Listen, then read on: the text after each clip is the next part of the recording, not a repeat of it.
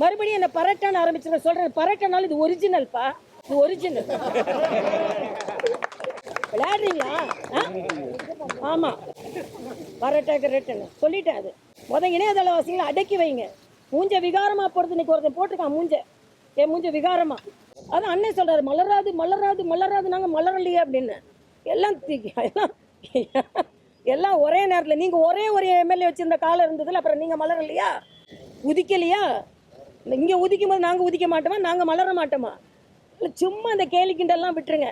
நான் மறுபடியும் சொல்றேன், ஒரு நல்ல வேட்பாளரை தேர்ந்தெடுக்க தவறிவிட்டீர்கள் என்பது எனது தாழ்மையான கருத்து. நான் ஸ்டாலின் போன்றவர்கள்ட்ட ஒன்றை வைக்கிறேன், உங்க இணையதள வாசிகளை அடக்கி வையுங்கள். கவர்னராகவே இருந்திருக்கலாம். நீ ஏன் ரோட்ல உட்கார்ந்துருக்க? நீ ஏன் அங்க உட்கார்ந்து? நானே கவலைப்படல, உங்களுக்கு என்னடா கவலை? நானே கவலைப்படல, உங்களுக்கு என்னடா கவலை? ஒரு கவலை கிடையாது. அதனால நான் கவர்னராக இருக்கணுமா தலைவராக இருக்கணும் நீங்க முடிவு பண்ணக்கூடாது, நான் முடிவு பண்ணணும். அதனால நான் முடிவு பண்ணிட்டேன், தமிழ்நாடு களத்தில் தான் நான் நிற்பேன். முதலில் அனைவருக்கும் வணக்கத்தை தெரிவிப்பது மட்டுமல்லாமல், ஏறக்குறைய 3 லட்சம் வாக்காளர்கள் தென் சென்னையில் வாக்களித்திருக்கிறார்கள். 28% வாக்குகள் வந்திருக்கிறது. இதற்கு முன்னாலே 6-7% இருந்தது. இன்று 20 மடங்கு 21 மடங்கு தென் சென்னையில் அதிகரித்திருக்கிறது. அதனால நான் தென் சென்னை மக்களுக்கு எனது வணக்கத்தை நான் தெரிவித்துக் கொள்கிறேன். வெற்றி பெற்றால் எல்லா 6 சட்டமன்ற தொகுதிகளிலும் அலுவலகம் திறக்கப்படும் சொல்லியிருந்தேன். மக்கள் வெற்றியை தரல, ஆனாலும் மக்களுக்கு கொடுத்த வாக்குறுதியாக இந்த மக்கள் தொடர்பு அலுவலகம் இங்கே செயல்படும். இந்த மக்கள் தொடர்பு அலுவலகத்தில் பொதுமக்கள் என்னென்ன கோரிக்கைகள் வைக்கிறார்களோ அவற்றையெல்லாம் யாரிடம் சமர்ப்பித்து எப்படி வாங்குவது என்பதை நாங்கள் பார்த்து கொள்ளுவோம். நான் ஏன் இந்த அலுவலகம் திறந்தேன்னா, நிச்சயமா இப்ப தேர்ந்தெடுக்கப்பட்ட எம்பி அதெல்லாம் செய்ய போறதில்லை. அவங்க வெளியே வரமாட்டாங்க. 5 வருஷம் கழிச்சு அதிசயமா வந்தாங்க, ஓட்டு கேட்டாங்க, என்னமோ போயிடுவாங்க உள்ள, அவ்வளவுதான். அதனால செய்ய வேண்டியதை நாங்க தான் செய்யணும். அதனால இப்போ அதுல வேற என்கிட்ட கேட்டா, நான் என்னைக்குமே எதிர்வாக்காளரை தவறா நான் பேசினதே கிடையாது. ஆனா அவங்க ஒரு கருத்து சொல்லும் போது என்ன சொல்லியிருக்காங்கன்னா, திடீர்னு இந்த தொகுதியில குதிச்சு வீடியோ போட்டு இந்த பம்மாத்து, இந்த வார்த்தையெல்லாம் நாங்க பயன்படுத்தவே மாட்டோம். முத்தமிழ் அறிஞரின் தொண்டர்கள் அவங்கெல்லாம், முத்தமிழ் அறிஞர்களின் தொண்டர், தளபதியின் தொண்டர்கள். அதனால பம்மாத்து இம்மாத்தெல்லாம் அவங்க தான் யூஸ் பண்ணுவாங்க. இந்த பம்மாத்து வேலை செய்யறவங்களெல்லாம் தென் சென்னை மக்கள் நிராகரித்தார்கள் சொல்றாங்க. நிராகரிக்கல, எங்களை ஆதரித்து இருக்கிறார்கள். ஒன்று, உங்களை மாதிரி குறுக்கு வழிலாம் எங்களுக்கு தெரியாது, நாங்க போறதெல்லாம் நேர்வழி தான். ஆனாலும் இன்னைக்கு மழை வருது, எவ்வளவு வெளியே வந்து நீங்கெல்லாம் தொண்டு செஞ்சுறீங்க, நாங்களும் பார்க்க தான் போறோம். ஏன்னா எப்படி ரோட்ல நிக்கிறதுக்கு உங்களோட எங்களுக்கு அனுபவம் இருக்கு. என்னோட 25 வருடமாக தமிழகத்தில் நான் அரசியல் செய்து கொண்டிருக்கிறேன். ஒரு கட்சியின் தலைவராக இருந்திருக்கிறேன், ஆளுநராக இருந்திருக்கிறேன். என் பக்கத்துல கூட அனுபவத்தில் நீங்களாம் வர முடியாது. ஆனால் இன்னைக்கு பம்மாத்துக்கு இம்மாத்துன்றீங்க, அதுக்கு பதில் சொல்லணும். ஏன்னா நான் அதுக்கு கீழே இறங்கல. அதனால் நிச்சயமா தென் சென்னை மக்கள் அந்த 3 லட்சம் ஏறக்குறைய மக்களை தவிர மற்ற மக்கள், நான் மறுபடியும் சொல்றேன், ஒரு நல்ல வேட்பாளரை தேர்ந்தெடுக்க தவறிவிட்டீர்கள் என்பது எனது தாழ்மையான கருத்து. சேவை செய்யணும் தான் நாங்கெல்லாம் வரோம், இல்லைன்னா நான் கவர்னராகவே இருந்திருப்பேன். ஒன்று, அதனால் இதற்கு நான் கருத்தை சொல்லிக் கொள்கிறேன். 2வது, நான் ஸ்டாலின் போன்றவர்கள்ட்ட ஒன்றை வைக்கிறேன், உங்க இணையதள வாசிகளை அடக்கி வையுங்கள். சும்மா இஷ்டத்துக்கு எழுதுனா தோல்வி என்பது எல்லாருக்கும் தான் வரும். ஆக இஷ்டத்துக்கு எழுதுறாங்க. மறுபடியும் என்ன பரட்டான்னு ஆரம்பிச்சு சொல்றேன். பரட்டனாலும் இது ஒரிஜினல்ப்பா, இது ஒரிஜினல். விளையாடுறீங்களா? ஆமா, பரட்டாக்கு ரேட்டுன்னு சொல்லிட்டேன். அது இணையதளவாசிகளை அடக்கி வைங்க. மூஞ்ச விகாரமா போறது. இன்னைக்கு ஒருத்தன் போட்டிருக்கான் மூஞ்ச, என் மூஞ்ச விகாரமா. நான் ஒன்றும் அழகி கிழக்கெல்லாம் சொல்லிக்கலையே, நாங்கள் மக்களுக்கு அழுக்காதான் இருப்போம். ஆனால் உங்கள் இணையதளவாசிகளை அடக்கி வைக்கலைன்னா எனக்கு கெட்ட கோபம் வரும். அதனால தோல்வியெல்லாம் சகஜம்தான். இப்போ அகில இந்தியாவில் நாங்கள் வெற்றி பெறலையா? இப்போ 40 எம்பி வச்சுருக்கேன், என்ன செய்வீங்க? வெளிநடப்பு செய்வீங்க. நாங்களாக தான் வழி நடத்தியிருப்போம், நீங்கள் வெளிநடப்பு செய்வீங்க, அவ்வளோதானே. நான் போன வாட்டியே ஒரு பதிவு போட்டேன், காத்திருந்த ஊசி மாதிரி தான், எதுக்கும் பயன்பட மாட்டாங்க இவங்கெல்லாம். போய் கலாட்டா பண்ணுவாங்க, வெளிநடப்பு செய்வாங்க, இங்கே உள்ள எம்பி கடிதம் எழுதுவாங்க. அதனால தான் ஸ்டாலின் தப்பு செஞ்சுட்டாரு. ஏனென்றால் மத்தியுள்ள ஆட்சியோடு இணக்கமாக இருந்தால் தமிழ் மக்களுக்கு நல்லது நடக்கும். உங்களுக்கு அது தேவையில்லை, வெறும் அரசியல் தான் உங்களுக்கு தேவை. அதனால தமிழ் மக்களுக்கு நீங்கள் துரோகம் இழைத்து விட்டீர்கள் என்றுதான் நான் தெளிவாக சொல்ல முடியும். ஆனாலும் எங்கள் பணி தொடரும். இந்த அலுவலகம் மக்களுக்காக பணியாற்றும்.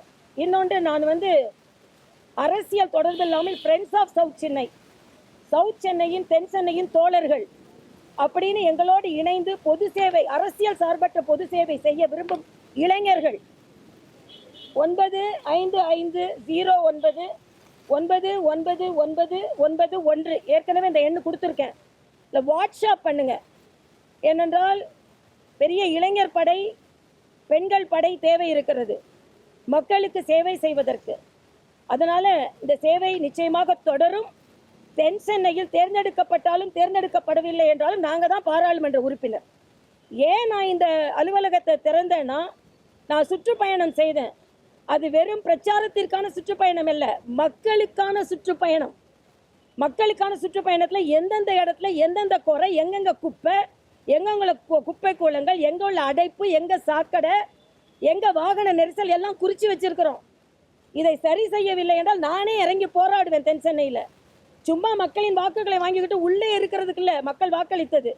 அதனால தென் சென்னையின் பிரச்சனைகளை போராடி தீர்ப்பதற்கு நாங்கள் முன்னிற்போம்.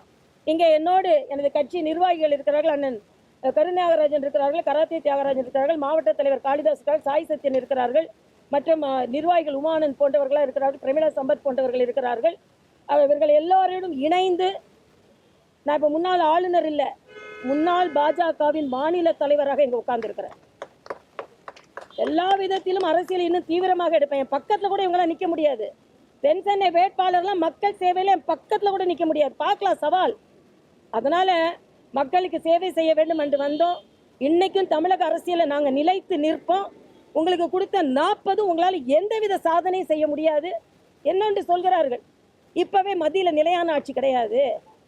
நிலையான ஆட்சி தாங்க. என்னைக்கு பலம் பொருந்திய பாரத பிரதமர் நரேந்திர மோடி பிரதமராக வீற்றி இருக்கிறாரோ அப்பொழுது அது நிலையான ஆட்சி தான். அதை நிலைப்படுத்தவும் பலப்படுத்தவும் அவருக்கு தெரியும். அதனால இன்னும் தமிழகத்திலும் நாங்கள் அரசியலை தீவிரமாக முன்னெடுத்து செல்வோம். 2026 களம் எங்களுக்கான களம் என்பதை நான் இங்கே தெளிவுபடுத்துகிறேன்.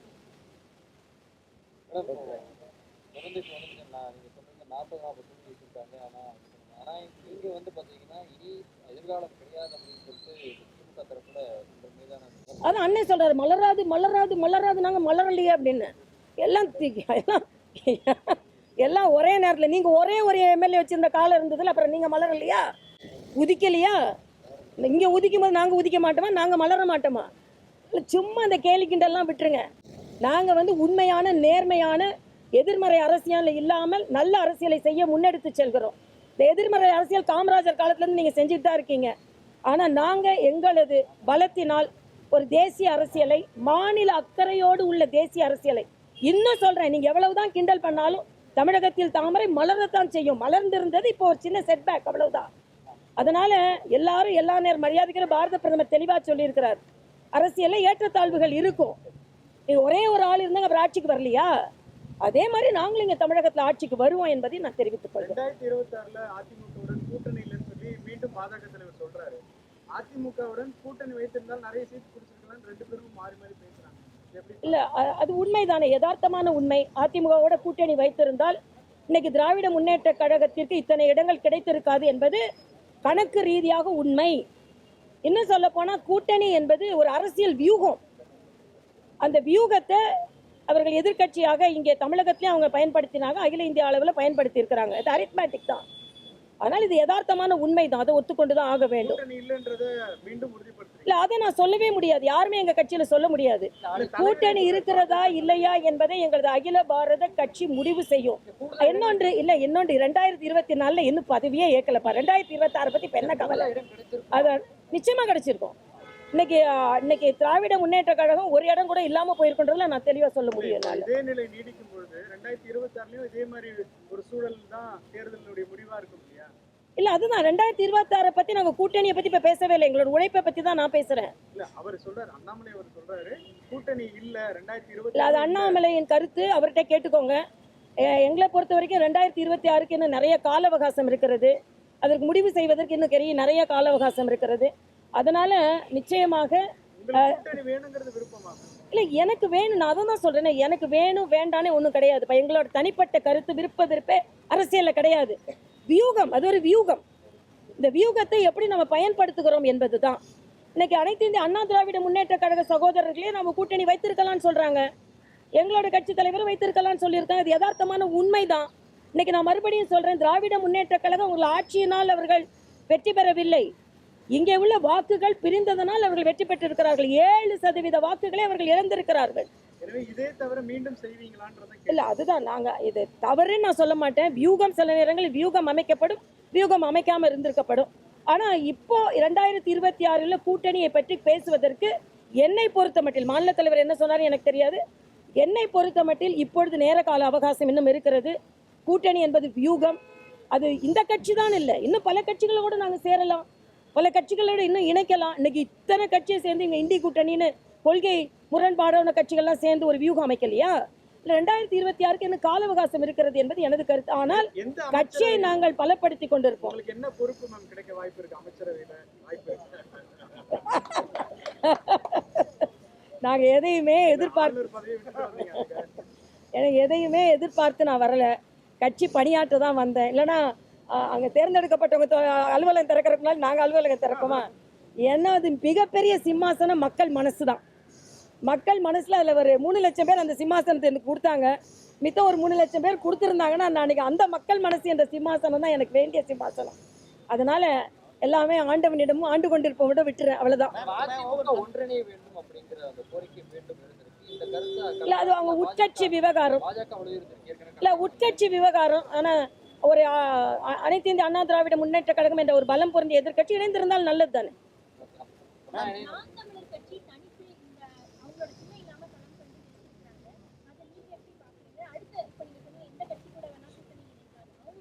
இல்லை, நான் அதுக்கு எனக்கு அதிகாரம் இப்போ இல்லைங்களா. அகில பாரத தலைவர்கிட்ட தான் அந்த அதிகாரம் இருக்கிறது, அகில பாரத குழுவிட்ட தான் அந்த அதிகாரம் இருக்கிறது. அதனால் அவங்க தான் எங்களை வழிகாட்டுவாங்க. நான் சீமான் போன்ற கட்சிகள் வளருவது என்பது என்னை பொறுத்த மட்டில் அது சரியானது அல்ல என்பது எனது கருத்து. ஏன்னா அவர் பேசுறது எல்லாமே தேசியக்கு விரோதமான கருத்துக்கள் தான். அது எனது கருத்து. ஆனால் யாருக்கு வேண்டுமானாலும் கட்சி நடத்துவதற்கு உரிமை இருக்கிறது, அதில் வேண்டான்னு இல்லை. ஆனால் எனது தனிப்பட்ட கருத்து, அவரது கருத்துக்கள் எல்லாமே ஒரு எதிர்மறையான கருத்துக்கள், இளைஞர்களை தூண்டி விடுகின்ற கருத்துக்கள். அதற்கு பதிலாக இளைஞர்கள் தேசிய கட்சிக்கு ஒன்றிணையலான்றது எனது கருத்து. அது யார் இந்த கருத்துனாலும் நான் கவலைப்படுறேன். எதுவுமே என் கையில இல்ல. முன்னாள் அமைச்சர் வேலுமணி பேட்டி கொடுக்கும்போது சொல்லியிருக்காரு, தமிழிசை அவர்கள் மாநில தலைவராக இந்த காலகட்டத்தில் அதிமுகவுக்கும் பாஜகவும் இடையே ஒரு சுமூகமான ஒரு உறவு தான் இருந்ததுங்கிறப்ப நீங்க மீண்டும் என்னை பொறுத்த மட்டில் நான் கட்சிக்காக கடுமையாக உழைக்கக்கூடியவள். கட்சிக்காக இன்னொன்று நான் எப்படி எதிர்கட்சி இணையதளவாசிகளை எச்சரிக்கிறேனோ அதே மாதிரி உட்கட்சி இணையதளவாசிகளை நான் எச்சரிக்கிறேன். உள்ளே உள்ள கட்சியின் தலைவர்களை தவறாக எழுதினீர்கள் என்றால் முன்னாள் மாநில தலைவர் என்ற முறையில் கடுமையான ஒழுங்கு நடவடிக்கை எடுக்கப்படும். அதையும் நான் இங்கே சொல்லிடுறேன். ஏன்னா ஒரு கருத்து சொன்னால் உடனே அப்படியே எழுத வேண்டியது இப்படியும் எழுத வேண்டியது. அதனால் கருத்தை தலைவர்களின் கருத்தாக மட்டுமே பதிவு செய்யுங்கள். நான் இணையதளவாசிகள்கிட்டையும் சொல்கிறேன், சகோதரர்கள் பத்திரிகை சகோதரர்கிட்டையும் சொல்கிறேன். அதனால் என்னை பொறுத்த மட்டில் நான் கடுமையாக உழைப்பதற்காக தான் வந்திருக்கிறேன். இன்னொன்று, மற்ற கட்சியை சார்ந்த அக்கா நீ கவர்னராகவே இருந்திருக்கலாம், நீ ஏன் ரோட்டில் உட்காந்துருக்க, நீ ஏன் அங்கே உட்காந்து, நானே கவலைப்படல. உங்களுக்கு என்னடா கவலை? நானே கவலைப்படல. உங்களுக்கு என்னடா கவலை? ஒரு கவலை கிடையாது. அதனால் நான் கவர்னராக இருக்கணுமா தலைவராக இருக்கணும் நீங்கள் முடிவு பண்ணக்கூடாது, நான் முடிவு பண்ணணும். அதனால் நான் முடிவு பண்ணிட்டேன், தமிழ்நாடு களத்தில் தான் நான் நிற்பேன். இந்த களத்தை நீங்கள் பார்க்க தான் போகிறீங்க. எங்களெல்லாம் எதிர்த்து அவ்வளோ சீக்கிரம் நீங்கள் அரசியல் செய்து விட முடியாது. அதற்கு நாங்கள் என்ன, நான் மரியாதைக்குரிய கலைஞர் அவர்களையும் மரியாதைக்குரிய ஜெயலலிதா அம்மாவையும் எதிர்த்து அரசியல் செஞ்சவங்க தான் நாங்கள். அதனால் நாங்கள் எதுக்கும் நாங்கள் பயப்பட மாட்டோம். அவங்க கூட கம்பேர் பண்ணும்போது நீங்களாம் ஒன்றுமே கிடையாது. அதனால் நாங்கள் நிச்சயமாக களத்தில் பலமாக இருப்போம். மக்களுக்கான சேவை மையம் திறக்கப்பட்டிருக்கிறது, அது மக்களுக்கு செல்லும். ஃப்ரெண்ட்ஸ் ஆஃப் சவுத் சென்னையின் தென் சென்னையின் தோழர்கள் தோழிகள் என்ற அமைப்பின் மூலமாக என்னோடு இணைந்து பணியாற்ற விரும்புகின்ற அத்தனை தோழர்களும் தோழிகளும் கல்லூரி மாணவர்கள் உட்பட என்னோடு இணைந்து பணியாற்றலாம். எனக்கு கட்சியின் சார்பாகவும் உழைத்த அத்தனை தொண்டர்களுக்கும் எனக்கு வாக்களித்த மக்களுக்கும் மறுபடியும் நன்றியை தெரிவித்துக் கொள்கிறேன். நான் பாரத பிரதமருக்கு எனது முழுமையான ஆதரவையும் நம்பிக்கையை நான் தெரிவித்துக் கொள்கிறேன். 3வது முறை எத்தனை தான் அயல் நாட்டு சக்திகள் அவருக்கு எதிராக பணி செய்தாலும் இன்று அவர் வந்திருக்கிறார். மேடம், எடப்பாடி பழனிசாமிக்கும் எஸ்பி வேலுமணிக்கும் இடையே மோதல் இருப்பதாக மாநில தலைவர் அண்ணாமலை சொல்லியிருக்காரு. அதற்கு அதிமுக தரப்பில் தற்பொழுது ஒரு ஐடி விங் தரப்புல ஒரு பதில் கொடுத்திருக்காங்க. தனது பதவியை காப்பாற்றி கொள்ளணும் அப்படின்ற ஒரு கருத்தினையும் சொல்லியிருக்கிறாங்க. தனது தலைக்கு மேல் கத்தி தொங்கிட்டு இருக்கிறத அண்ணாமலை உணரணும் அப்படின்னு அதிமுக சொல்றாங்க. உண்மையிலேயே அதிமுகல பிரச்சனை இருக்கா? அவங்க உட்கட்சி பிரச்சனை எனக்கு தெரியாது. பாஜகவை பத்தி கேளுங்க, நான் சொல்றேன். மாநில தலைவர் மாநில தலைவர்கிட்ட கேட்டுக்கோ. மாநில தலைவர்கிட்ட கேட்க அவருக்கு எப்படி உட்கட்சி பிரச்சனை தெரியும் எனக்கு தெரியல. யார் சொன்னா? இல்ல, அது நான் கூட இணையதளத்துல பார்த்தேன். அந்த எதிர்கட்சிகளின் மிக மோசமான ஒரு நடவடிக்கை இது. என்ன ஒரு இப்ப எதிரில் பேசுறவங்க என்ன பேசுறீங்க? நாகரிகமான அரசியல் சொன்ன திராவிட முன்னேற்ற கழகத்தின் கூட்டணி கட்சிகள் என்ன சொல்றீங்க? இது மிகவும் கொடூரமான சித்தரிக்கப்பட்ட செயல்படுத்தப்பட்ட ஒரு காட்சி. அந்த மனதிற்கு மிக வருத்தமான இருக்கிறதா நான் பதிவு செய்கிறேன்.